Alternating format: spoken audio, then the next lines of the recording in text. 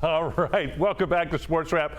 Raiders getting some help from local personalities there to announce the schedule for this upcoming season. Here to break it all down, Tashan Reed from The Athletic. Thank you for joining us here today and coming in, talking some Raider football. Okay, we'll talk the schedule right off the bat. Your thoughts, anything stand out to you that's exciting? I mean, you got a couple of Monday Night Football games that are sort of fun coming here, huh? Yeah, they got a couple of primetime games, which is a switch up from last year. They got kind of snubbed a little bit, but I think the ending of the schedule is really what jumps out to me. I think 5 of the final 6 teams that they play made the playoffs last year, and those teams are probably going to be pretty good again this year. And 3 of those teams are in their division, and so if this team is going to accomplish their goal, which is making the playoffs, they're going to have to finish really strong down the stretch against some really pretty tough teams, including the Eagles, who won the Super Bowl last year, the Chiefs in the season finale. And so I think that kind of ending part of the schedule is what really jumps out.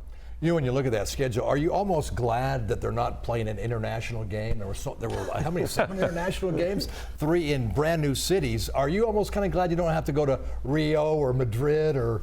I mean, have to is an interesting word. Like I would like to go. You know, I wouldn't mind going to some of those places. I think it's kind of weird that the Raiders haven't had an international game in a few years now. You know, being in Vegas with them having one of the more international fan bases in the league, it's kind of jumped out to me. I know they're going to add Mexico in the near future, and so maybe that's where you see the Raiders start getting involved, but it's been a little weird. They haven't had an international game for quite some time now.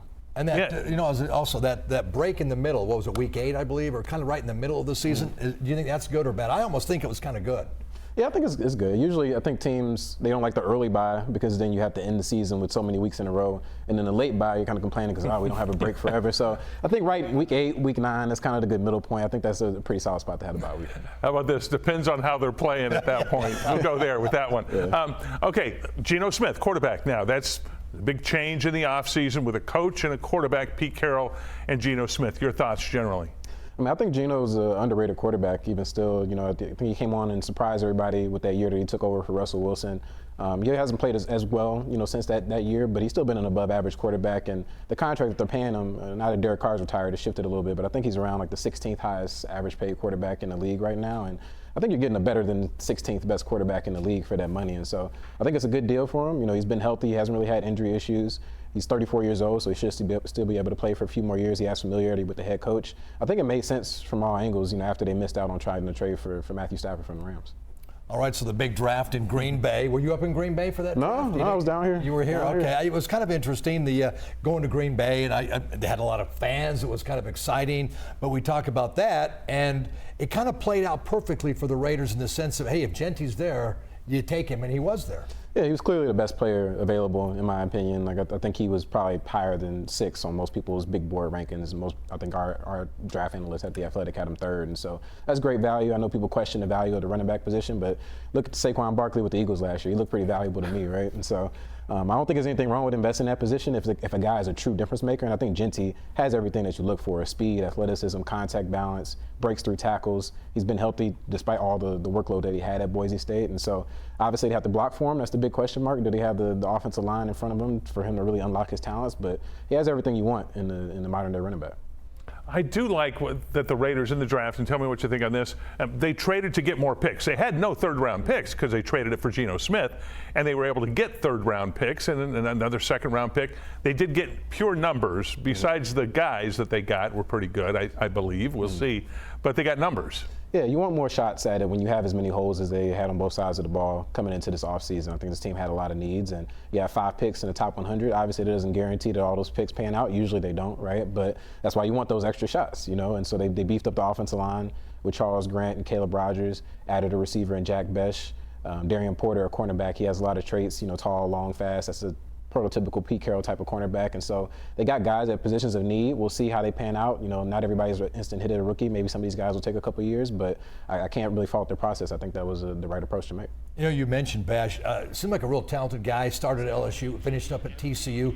Talk about this kid. I think he actually might be a real talented guy and stick around for a while in the league. Yeah, I know people, when they first hear about him, they think of his you know, he has a really unfortunate story with his brother passing away in a tragedy in New Orleans earlier this year. But on the field, I mean, the guy's a player. You know, I mean, he gets a lot of comparisons to Puka Nacua, star receiver with the Rams right now. He's a physical guy. He can line up inside, outside. Good after the catch, has really sure hands. I think he only had 1 drop last season as TCU's #1 option. And so I think, you know, coming in here, he doesn't need to be the #1 option. You have Brock Bowers, you have Jacoby Myers even at receiver. If he can be a solid #2 as a rookie, I think that's a win for you out of a second-round pick. And they're also going to call on him, don't you think, to block quite a bit because he's a big guy. He can do that, certainly. And Pete Carroll likes to run the ball, I've heard. And he's got a running back now. And so you got to have your wide receiver and your tight ends be able to block. Yeah, for sure. And I think Jacoby Myers is a similar type of player. He's not afraid to get in there and get dirty. And I think Besh is a little bit bigger than Myers is just in terms of his physique. And he done plenty of that during his career at LSU and TCU. And so that won't be something that's foreign to him. He likes contact. He likes getting in there and getting physical. You can tell that's kind of part of his personality. And so there's going to be plenty of that. Like, you don't draft a running back 6 overall and don't feed him the ball a ton. So there's going to be a lot of run blocking for those receivers. I got to ask, you did a terrific story in The Athletic. Check it out. It's a great story on Charles Grant, the William and Mary kid. You don't really think of these kind of, we're seeing some video of this guy, a big guy like that at William and Mary, getting drafted and making a name for himself. But tell me about the story you did of his service off the field, what he's done.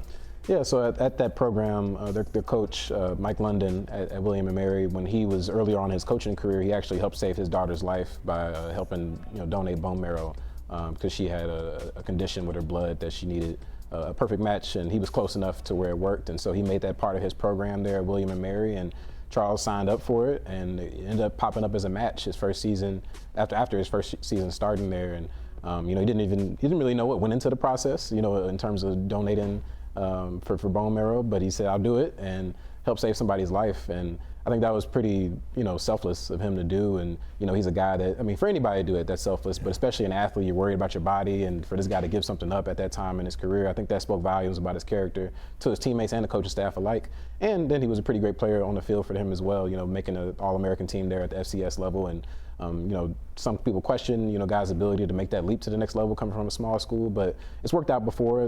John Spytek, the GM, he had some success with some of those guys at Tampa Bay when he was the assistant GM down there, and so they're taking a flyer on him. There's no pressure for him to start or anything like that from year one, but I think he can develop into a nice player for them in the long term. That's a terrific story. No, it is absolutely. Yeah. Tashan, thank you for joining us here, and we want to have you back again sometime talking about the Raiders if we can. And the OTAs, the organized team activities, I believe is what it is, coming up real quick here. A lot of technical. Real quick, so we got to get to, those acronyms everywhere. Okay, so thanks again. We'll take a break. Coming up, we're talking prep sports. Big night for local athletes is happening tomorrow.